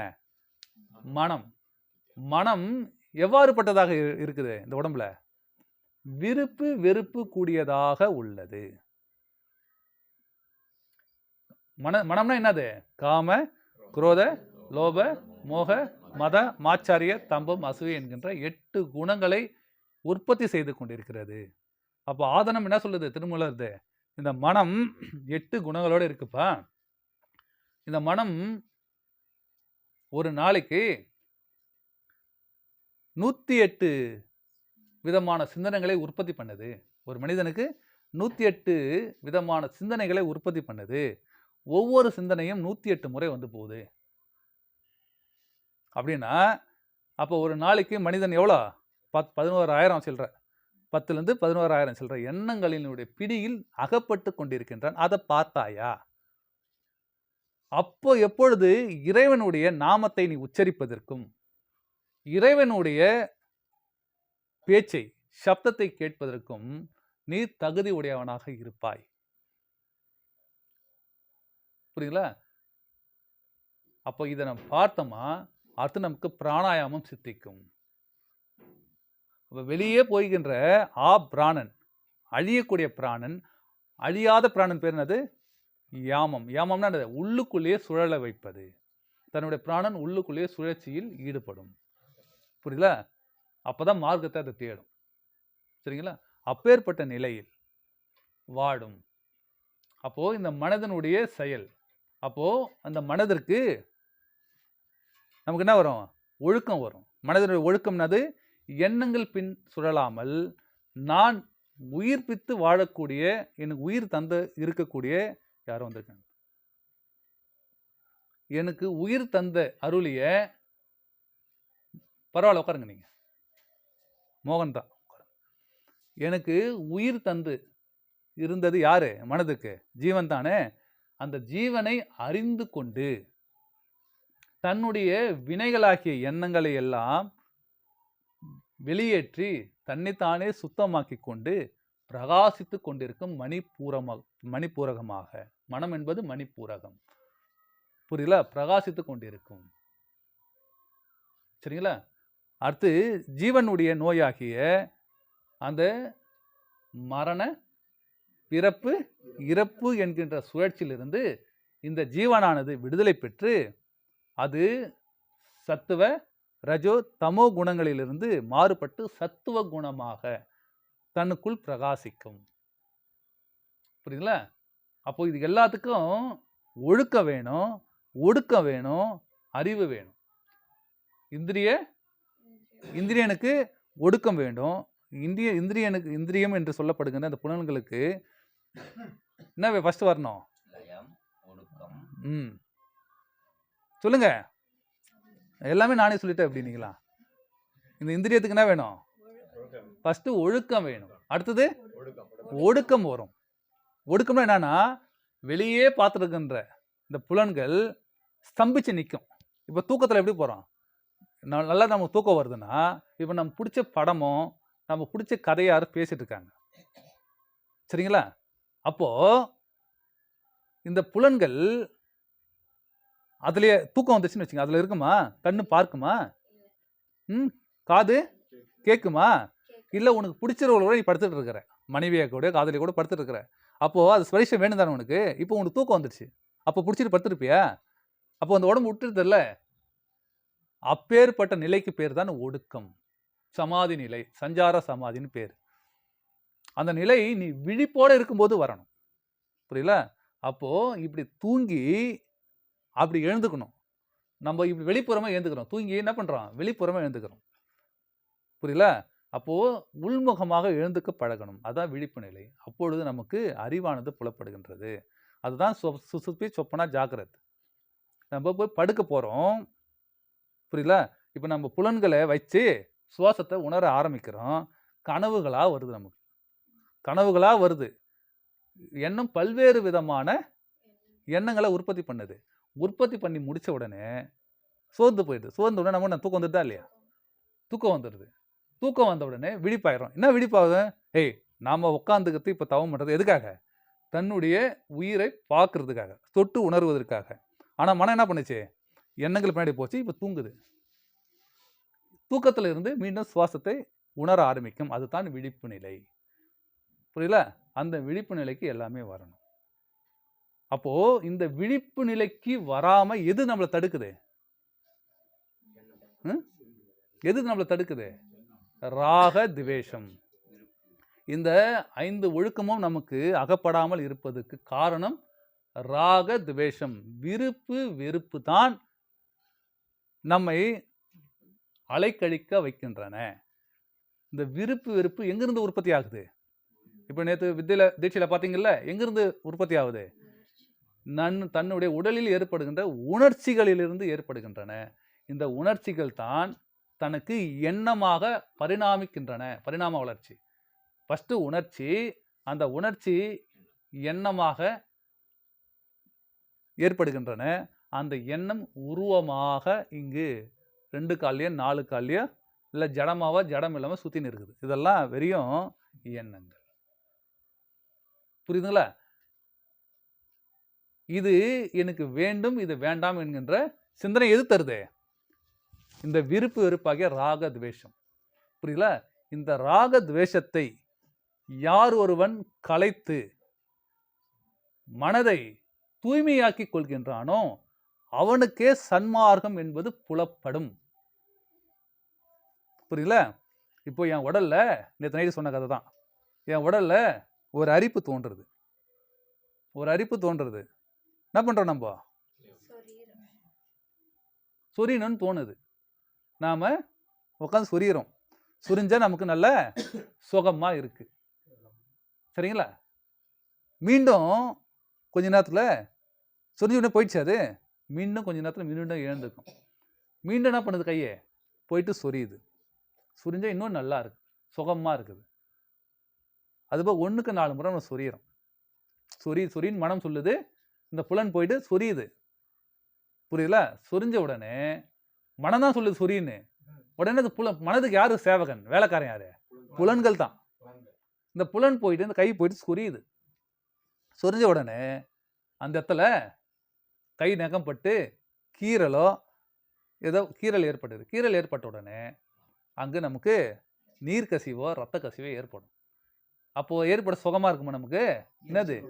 எரிச்சல் உண்டாயிடும். அப்போ இந்த சுகம் வேண்டும் வேண்டும் என்று சொன்ன மனம் இப்பொழுது சி வேண்டாம், சி இதனால என்னடா இது, நம்ம உடம்புல இப்போ எரிச்சல் உண்டாயிடுச்சு அப்படின்றது இல்லையா? அப்போ எல்லா சுகங்களுக்கும் பின் இருப்பது வெறுப்பு மட்டுமே, துக்கம் மட்டுமே நமக்கு மிஞ்சுகின்றன. மனம் நமக்கு என்ன தருது? சுகத்தை தருது. சுகம் தருகின்ற பெயரில் நமக்கு வெறுப்பை மட்டுமே விதைக்கின்றன. அப்பேற்பட்ட மனதை நாம் ஒழிக்க வேண்டுமா இல்லையா? ஒழிக்க வேண்டுமா இல்லையா? சரிங்களா? அந்த அதுதான் வேண்டும் என்பது தான் விருப்பம். சி வேண்டாம் என்பது வெறுப்பு. இந்த விருப்பு வெறுப்பு எப்பொழுதும் நம்மளை ஆண்டு கொண்டே வருகிறது. புரியுதுங்களா? இப்போ இந்த காம, குரோத, லோபம், மதம், ஆச்சரியம் சொல்றேன்ல, இந்த 8 குணங்களை, இந்த 8 குணங்களை ஆள்கின்றது எது? விருப்பு வெறுப்பு தான். காமம்னா ஆசை. இப்போ இந்த ஏதோ ஒரு பொருளை இதை வாங்கணும்னு நம்ம வச்சுக்கோம். இதை நம்ம வாங்கணும். இது நல்லா இருக்குது, இந்த ஸ்பீக்கரு, இது வாங்கணும்னா இது பேர் என்ன? விருப்பம் கொள்வது. விருப்பம் கொள்வது. இதை வாங்கியாச்சு. நம்ம வீட்டுக்கு எடுத்துன்னு வந்துட்டு ஒரு 2 நாள் எல்லாம் பாடுது. 3ஆவது நாள் பாடலை. உடனே என்ன ஆகுது நமக்கு? அதில் நம்ம விதவிதமான பாட்டெல்லாம் கேட்டுருப்போம். நம்ம பிடிச்ச பாட்டெல்லாம் போட்டு கேட்டுட்டு இருப்போம். இந்த பாடுத வெளியில் அது மாதிரி. சரியா? கேட்டுட்டு இருப்போம். இப்போ கோபம், குரோதம் உண்டாகிறது. ஏன்னா நான் 2000 ரூபாய்க்கு வாங்கிட்டு வந்தேன், வந்து 2 நாள் கூட ஆகலை. இப்போ அது பாடலாம் கோவரமா வராதா? நம்மளை ஏமாற்றி பொருளை குத்துறானுங்க. புரியல? அப்போ வேண்டும் என்று சொல்லப்பட்ட இந்த கடும் பற்று இப்போ வேண்டாம் என்று சொல்லப்படுகிறது. புரியல? இப்படிதான் வாழ்க்கையில எல்லாமே நடக்குது. வாழ்க்கையில எல்லாமே நம்மளை சுற்றி நடக்கிறது இதைத்தான். காமம் என்பது ஆசை. புரியல? இப்போ தம்பட்டம் சொன்னோம். தம்பட்டம் என்னது? தன்னைத்தானே பெருமையாக பேசிக்கொள்வது. இந்த வாய்க்கு சொல்லியா தரணும்? தன்னைத்தானே பெருமை பேசுறதுக்கு இந்த வாய்க்கு சொல்லி தரணுமா? பேனரு நான் தான் பெருசுன்னு பேனர்லாம் வச்சுப்போம். புரியல? என்ன மாதிரி பேசுறவன் உண்டா அப்படின்னு தன்னைத்தானே பெருமையாக பீற்றிக்கொள்ளும். சரிங்களா? தன்னைத்தானே பெருமையாக பீற்றிக்கொள்ளும். எப்படி? அது விருப்பத்தினால் தானே. நான் எவ்வளோ பெரியவன் தெரியுமா, நான் எவ்வளோ பெரிய தெரியுமான்னு சொல்லிட்டு எனக்கு இதெல்லாம் தெரியும் அதெல்லாம் தெரியும்னு தன்னைத்தானே பீற்றி கொண்டதில்ல. அப்படின்னா என்னது? விருப்பத்தினால். இதே வயசாவிடாது. உன்னை காட்டிலும் ஒருத்தன் பெருசாக வந்துட்டான்னு வச்சுக்க, நல்லா தம்பட்டு அடிக்கிறவங்க கிட்ட நீ மாட்டிப்ப. உன்னை தோக்கடிச்சிட்டானா உடனே என்ன ஆகும்? நம்ம அவங்க கூட பேசுனதே தப்புப்பா. புரியல? வெறுப்புண்டாயிடுச்சா? இப்போ மதம். மதம்னா என்னது? ஏற்றத்தாழ்வு. உன் மதம் பெருசா, என் மதம் பெருசா, உன் கடவுள் பெருசா, என் கடவுள் பெருசா, சண்டை போடுறோம்ல. இது விருப்பம் தானே. இந்த விருப்பத்தோட தான் சண்டை போடுறோம். அப்போ அங்கேயும் நமக்கு அந்த கடவுள் நமக்கு ஒன்றும் செய்யலப்பா. தினம் காலையில் ஏந்துக்கிறேன், 3 வேளை குளிக்கிறேன், 4 மந்திரம் சொல்றேன். சொல்லுங்க. ஜபிக்கிறேன், நமாஸ் பண்றேன், என்னடா சொல்றீங்க? நான் பொறுப்பு இல்லை அதெல்லாம். சரிங்களா? இப்படி நீ பெரியவன், நான் பெரியவன், நீ சின்னவன், நான் பெரியவன், உன் மதம் சின்னது, என் மதம் தான் சிறந்தது அப்படின்னு விதாண்டவாதம் செய்யறோம் இல்லையா? உந்து பெருசா இது விருப்பப்படதானே செய்யுது. விருப்பப்படதான் செய்யுது. புரியல? அப்போ அந்த மதத்தின் மீது நமக்கு கோவம் வருதா இல்லையா? வரும் இல்லையா? அப்போ விருப்பத்தின் கூடவே வெறுப்பும் கூடியே இருக்கின்றது. புரியல? அப்போ இந்த புலன்கள் எல்லாம் அறிவு பெறாமல் இருப்பதற்கு, இந்த 5ம் அறிவு பெறாமல் இருப்பதற்கு காரணம் யாரு? ராக துவேஷம். இந்த ராக துவேஷம் நமக்கு தரப்படுகின்ற பரிசு ஒன்று உள்ளது. அது என்னது? மரணம், பெரும் துக்கம். புரியல? இந்த ராக துவேஷத்தினால நம்ம இன்பமா இருக்கும், துன்பத்திலேயே அகப்பட்டு துன்பத்தை மட்டுமே அனுபவித்து மீண்டும் கடைசியில அந்த துன்பத்திலேயே பெரும் துன்பமாக மரணத்தை தழுவுகின்றோம். அந்த மரணத்தை தடுக்க வேண்டும் என்றால் மார்க்கத்தை அறிய வேண்டும். புரியல? மார்க்கத்தை அறிய வேண்டும்.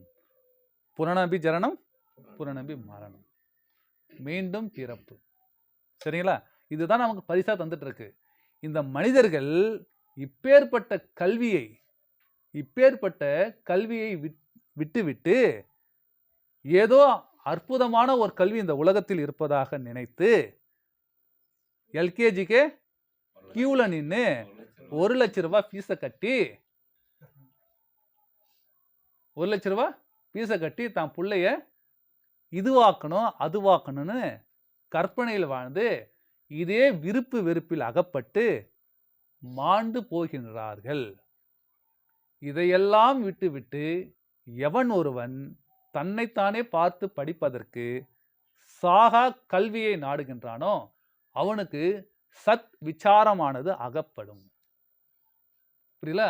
அப்பேற்பட்டவனுக்கு மட்டுமே இந்திரிய ஒழுக்கம், கரண ஒழுக்கம், ஜீவ ஒழுக்கம், ஆன்ம ஒழுக்கம், ஜீவகாருண்ய ஒழுக்கம் என்பது இன்னதென்று புரியும்.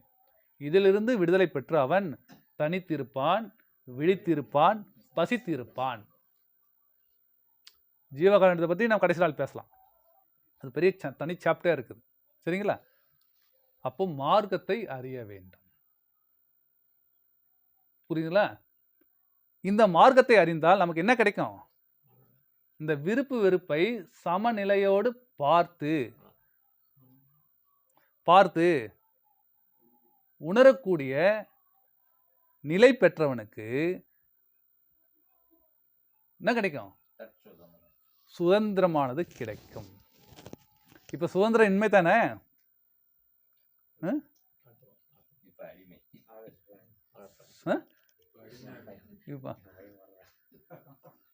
சரிங்களா? அப்போ சுதந்திரமானது பிறக்கும். இப்பொழுது நம் சுதந்திரமாக இல்லை. இறைவனுடைய அருளை பெற்ற பின் வேறு ஏதாவது நம்ம பெறுவதற்கு இந்த உலகத்தில் நம்ம முயற்சிப்போம், ஆனால் முயற்சிக்க மாட்டோம். புரியுதுல? இப்போ நான் உங்ககிட்டலாம் ஒரு பெரிய பொட்டியை கொடுக்குறேன். அதில் ஃபுல்லாக உங்களுக்கு தேவையான செல்வங்கள் எல்லாம் இருக்குது. செல்வங்கள்லாம் எல்லாமே இருக்குது. ஒரு பொட்டியை வச்சிடறேன், சாவி உங்ககிட்ட கொடுத்துட்றேன். உங்களுக்கு எவ்வளோ எடுப்பீங்க அதுலேருந்து?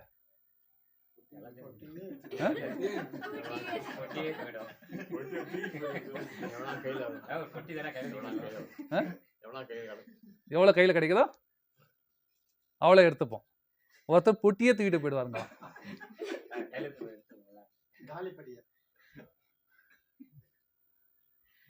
சரிங்களா? என்னன்னா அறிவுள்ளவன் என்ன பண்ணுவான்னா தேவையானது கையில் எடுத்துன்னு போக மாட்டான். ஏன்னா சாவி என்கிட்ட இருக்கு. என்ன சாவி கையில் குத்துற பாருங்க, அதில் இருக்கிறது யாருக்கு உரிமை? எனக்கு தானே உரிமை. என் கையில் கடிச்சிட்டு எடுத்துட்டு சாவி குத்துட்டு போறதுக்கான சாவி நம்ம கிட்ட கொடுத்துருக்கான். சொல்லுங்க.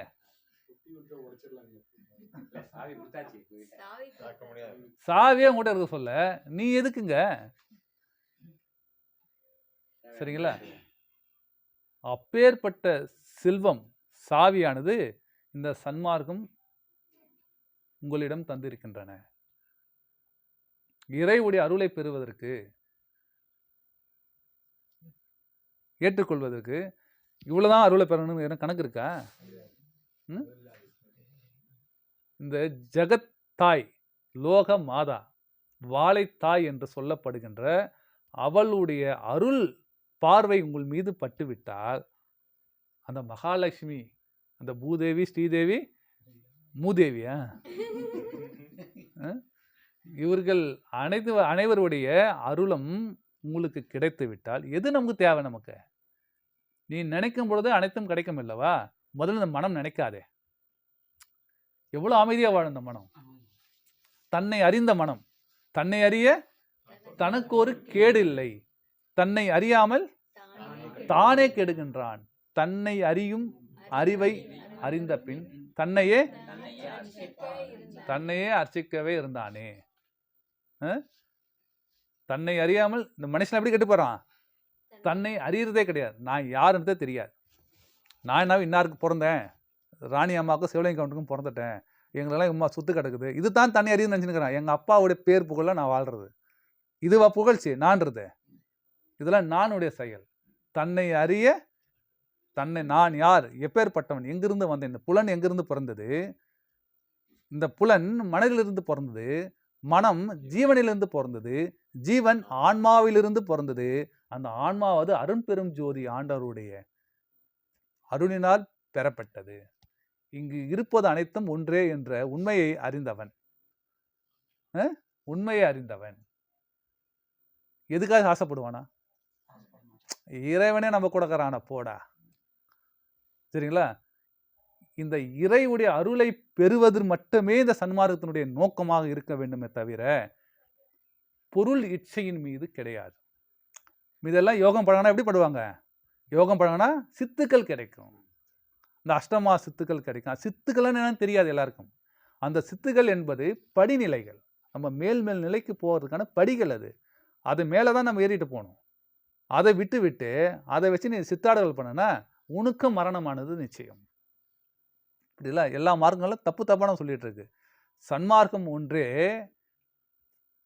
இந்த சித்துக்களில் அகப்படாமல் ஜீவ காரணத்தோடு புரியல இறைவனுடைய அருளை பெற்று உருகி அழுது அந்த கண் எப்பொழுதும் கலங்கிய நிலையில் இந்த ஜீவன் அழிந்து கொண்டே இருக்கிறது. நான் இவ்வளவு செஞ்சாலும் இந்த ஜீவன் அழிந்து தானே இருக்கு என்கின்ற உண்மை சிந்தனையில் இந்த ஜீவன் மீது கருணை கொண்டு நானும் அழிஞ்சிட்டு தான் இருக்கேன், என்னை சுற்றி இருக்கிறவங்களும் சொந்த பந்தங்கள் அனைத்துமே அழிஞ்சிட்டு தான் இருக்கு, எல்லாரும் ஒரு நாள் செத்துட்டு தான் இருக்காங்க, எப்படி இந்த உயிரை இந்த உடல்லையே எப்படி நிலைநிறுத்துறது அப்படின்ட்டு உருகி அழுது இறைவா இதுக்கான விடையை சொல், இதுக்கான கல்வியை சொல்லுன்னு அனுபவத்தை பெற்று கடைசியில் நானும் இறைவனும் ஒன்றே என்கின்ற நிலையில் இரண்டு ஒன்றாகி இருக்கக்கூடிய நிலையை தருவது சன்மார்க்கம் ஒன்றே. சன்மார்க்கம் ஒன்றே இறப்பொழிக்கும் எம்மார்க்கம் ஆகும். இந்த சன்மார்க்கம் இன்னாருக்கு சொந்தம் அன்னாருக்கு சொந்தம் கிடையாது. வள்ளல் பெருமானுக்கு சொந்தமானது கிடையாது. நீங்கள் அந்த வழி நடந்து அந்த நிலையை பெற்றால் நீங்கள் யாரு? நீங்கள் சன்மார்க்கி. நீங்கள் தான் வள்ளல். வள்ளல்னா அர்த்தம் இப்போ நம்ம ஊர்ல காசு பணம் பொருளாட இருக்கக்கூடிய என்ன சொல்லுவான்? வள்ளல். கொடுப்பவர் வள்ளல். அப்போ இறைவுடைய கருணையை பெற வேண்டும் இவ்வாறு தான் என்று நமக்கெல்லாம் வாரி வழங்கியவர் யாரு? வள்ளல் தானே. அவரு இப்படிதானே நடக்கணும்ன்றது வள்ளல் தானே. அப்போ சன்மார்க்கம் வள்ளல் பெருமான அவருடைய உருவத்தை வைத்து வழிபட்டு வந்தால் நம்ம சன்மார்க்கி ஆகி விடுவோமா? அவருடைய கருத்து நமக்கு முக்கியமா, அவருடைய உருவம் முக்கியமா? நமக்கு அவருடைய கருத்து தான் நமக்கு முக்கியம். புரியுதுங்களா? அவருடைய கருத்து தான் முக்கியம். அவர் உருவத்தை வைத்து வியாபாரம் செய்வது நமக்கு முக்கியம் அல்ல. புரியுதுங்களா? அவருடைய உருவத்தை வைத்து வியாபாரம் செய்வது நமக்கு முக்கியம் அல்ல. அவருடைய கருத்தியல் தான் நமக்கு முக்கியம். புரியுதா? நாமெல்லாம் எப்படி நடக்கணும்? அதன் பாதையில் நடக்க வேண்டும். நமக்கு சுவாமி சிவானந்த பரமஹம்சர் அவர்கள் யோகத்தை எப்படி பழக வேணும்னு சொல்லி கொடுத்திருக்காரு. இதை துணை கொண்டு சன்மார்க்கத்தை நாம் பெற வேண்டும். சித்துக்களை அல்ல. புரியல? நம்ம பக்தி நெறியில் நடக்க வேண்டும், சன்மார்க்க பாதையில் நடக்க வேண்டும். புரியல? அவங்க இருவரும் அடைந்து விட்டார்கள், நாமெல்லாம் எப்ப அடைய போறோம்? அந்த கேள்வி உங்களுக்குள் நீங்களாகவே உற்பத்தி செய்து கொள்ள வேண்டும். புரியல? இறை நெறியில், இறை உணர்வில், இறை அருளை பெற்று உண்மை இயற்கை அறிவை, இப்ப இருக்குதான் இயற்கை அறிவா? செயற்கை புலனறிவு. அதெல்லாம் உண்மை இயற்கை அறிவை பெற்று எல்லோரும் அருட்பெரும் ஜோதி ஆண்டவனுடைய தரிசனத்தை பெற்று, அவனுடைய தரிசனத்தை பெற்று எல்லோரும் இன்புற்று வாழ வேண்டும். இது ஒன்றே சன்மார்க்கத்தினுடைய குறிக்கோள். யாம் இப்படித்தான் இந்த வழியில் நடந்தோம். புரியல? இந்த யோகத்தை எவ்வாறு உருக்கமாக பெற வேண்டும் என்று எமக்கு சொல்லி கொடுத்தது சுவாமி வள்ளல் பெருமான் அவர்கள் தான். நினைந்து நெகிழ்ந்து உணர்ந்து ஊற்றெழும் கண்ணீர் அதனால் உடம்பு நனைந்து நன்னிதியே ஞான நடத்தரசே என்னுரிமை நாயகனே என்று ஏத்துதும் வன்மீர். சொல்லுங்க. மரணமில்லா பெருவாழ்வு வாழ்ந்திடலாம் அப்படின்னு கண்டீர் சொல்லிட்டு, சத்தியம் சொல்கின்றேன் பொய் புகழேன் பொற்சபையில் சிற்சபை புகும் தருணம் இதுவே என்று உரைத்தார் அல்லவா? இப்படிதான் தவம் செய்யணும். நாம ஏதோ ஒரு வேண்டுதலை வச்சுட்டு தவம் பண்ணக்கூடாது. புரியல? இறைவனிடம் என்ன பண்ணுறோம் நம்ம? சாமி, நான் ஒரு 1 கோடி ரூபாய் பிஸ்னஸ் பண்ணுறேன். இறைவா, கடவுளே. இப்போ நம்ம சாய்பாபாக்கெல்லாம் அதான் பண்ணுறாங்க. புரியல? நம்ம சாய்பாபாக்கெல்லாம் நிறைய என்ன பண்ணுறாங்க? நான் 1 கோடி ரூபாய் பிஸ்னஸ் ஆரம்பிச்சிருக்கேன். இந்த பிஸ்னஸ் நான் வந்து சக்ஸஸ் ஆயிடுச்சுன்னா, உனக்கு நான் தங்கத்தாலே கொடை வைக்கிறேன், இல்லை தங்கத்தாலே கிரீடம் வைக்கிறேன், இல்லை தங்கத்தாலே செருப்பு வைக்கிறேன். ஏன்னா பாதத்தை தொட்டுட்டு போகணுமா, கோரிக்கை வச்சிடறோம். சரி, நம்ம ஊர் சிறு தெய்வத்தை நம்ம என்ன பண்ணுறோம்?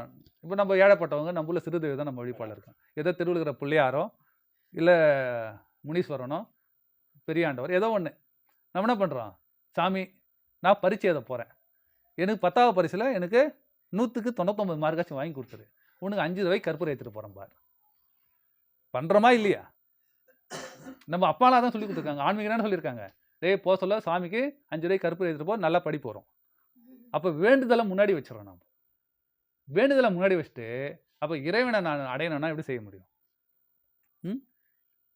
அப்போ ஏக மனம் வேண்டுமா, அநேக மனம் வேண்டுமா? நம்மகிட்ட இருக்கலாம் ஏக மனம், அநேக மனமா? அநேக மனமாக இருக்கிறது. அப்போ எப்பொழுது ஏக மனமாக வரும்? ஏகமனம் என்னது? ஒரே நிலை. இறைவனை மட்டுமே நினைக்கக்கூடிய நினைப்பு வர வேண்டும். இறைவனை மட்டுமே நினைக்கக்கூடிய நினைவு வர வேண்டும். அப்போ நமக்கு எல்லாத்துக்கும் உருவ வழிபாடு முக்கியமா இல்லையா?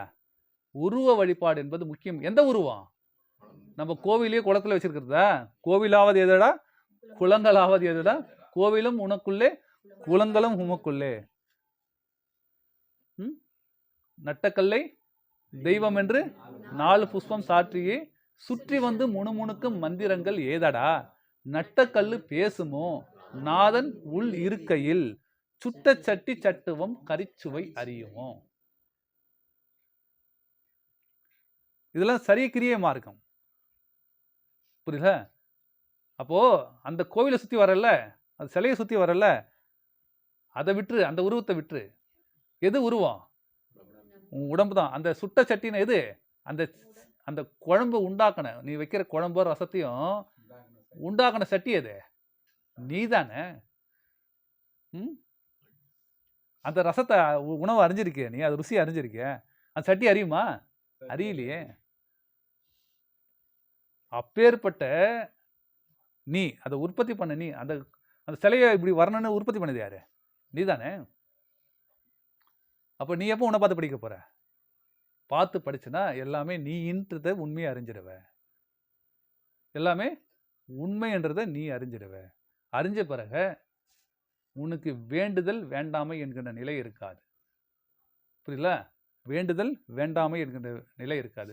விருப்பு வெறுப்பு என்பது தானாகவே மறையும். உன்னை அதுவே இறைவனிடம் சேர்க்கக்கூடிய டூல். நமக்கு கைத்தடியது அதே விருப்பு வெறுப்பு தான் நம்ம இறைவனிடம் சேர்க்கும். புரியுதுல? இந்த லௌகிகத்தை உண்டு பண்ற, இந்த சிற்றின்பத்தை உண்டு பண்ற இதே விருப்பு வெறுப்பு தான், சரிங்களா, உனக்கு பேரின்பம்னா என்னன்னு காட்டியும் கொடுக்கும். இந்த உலகத்துல எதுவும் நிந்திக்க கூடாது. புரியுதுல? எல்லா மார்க்கங்களும் நமக்கு ஒரு நல்ல விஷயம் சொல்லு. நானும் அந்த மார்க்கத்திலிருந்து வந்தவன் தான். புரியுதுல? அந்த மார்க்கத்திலிருந்து தான் வந்திருக்கோம். அந்த மார்க்கங்கள் எதை சொல்லி கொடுத்துருக்குன்றது நம்ம அறிவால உணர்ந்தோம்னா அதுவும் சன்மார்க்கத்தை தான் சொல்லி கொடுத்துருக்கு. எல்லா மார்க்கங்களும் சன்மார்க்கத்தை தான் சொல்லி கொடுத்துருக்கு. புரியல? இந்த மத வியாபாரிகள் தான் இந்த மத புரோக்கர்கள். புரியல?